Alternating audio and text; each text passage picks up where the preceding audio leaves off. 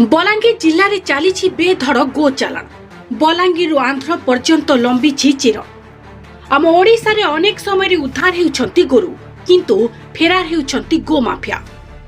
आज दिन 11टा समय 4टी गोरु को एक पिकअप रे निर्मम भाव में भर्ती करी चालान करुथिले किछि गो चालानकारी। तेबे बंगला छकठारे पेट्रोल भर्ती समय किछि लोक उक्त पिकअप रे गोरु भर्ती थिबा देखिबाकू पाई काबू करिथिले और देवगां थाना को खबर देथिले। हेले उक्त घटना को लेन देन आपस बुझामणा रे चपाई देबा उद्यम हेउतबा अभियोग होइछि। परे देवगां अंचल बजरंग दलर कर्मकर्ता माने आसी गो माफिया विरोध में दृढ़ कार्यानुष्ठान पाई दाबी करिसथि। जय श्री राम। मोर नाम अमीर त्रिपाठी, बलांगीर बजरंग दल जिला।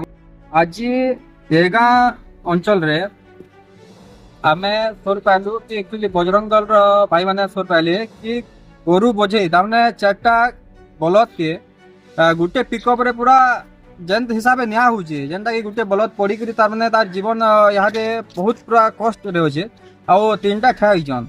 तो बगला छक ठारे जेनटा कि हमर पेट्रोल पंप पाखे गुटे बगला छक से जगह थी गोरु बोझे के गाड़ी धरा आइजे। तो आमे से गाड़ी के आनी करी एबे पुलिस स्टेशन जेनटा देगा पुलिस स्टेशन रे रखा आइचे।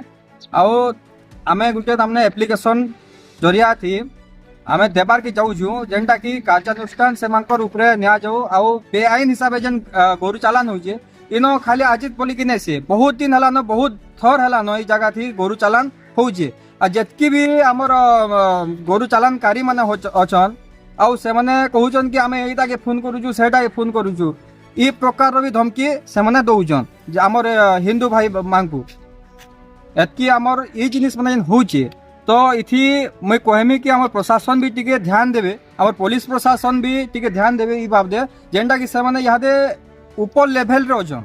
एटा एक्चुअली देगा आडुकरी माने बलांगीर क्रॉस करबार प्लानिंग रे थिले। आमे तो एबे एप्लिकेशन दउछु आगे भी पुलिस प्रशासन भी कहउछन कि तार ऊपर कार्यानुष्ठान नमा बोली कि